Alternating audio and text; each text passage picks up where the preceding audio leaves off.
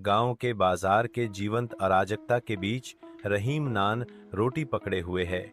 उसकी निगाह निराशा की एक आकृति पर टिकी है। एक बूढ़ा भिखारी सड़क के किनारे कांपता बैठा है। उसका कमजोर शरीर ठंड में कांप रहा है।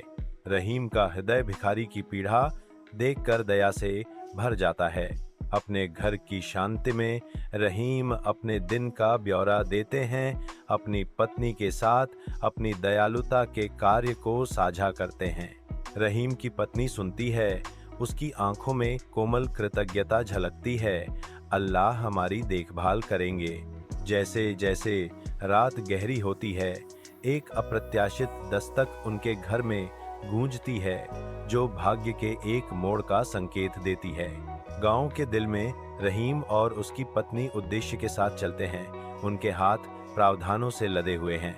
वे भोजन साझा करते हैं, गरीबों के लिए आशा लाते हैं।